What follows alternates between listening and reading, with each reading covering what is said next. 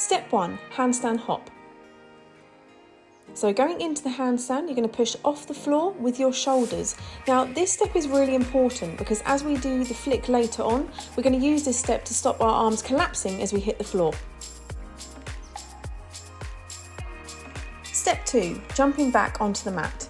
So you're going to swing down with your arms, pushing yourself backwards, landing on the mat in a dish shape. Now this step is really important because we're going to practice the arms and the swing and the push back, which is really important for later on.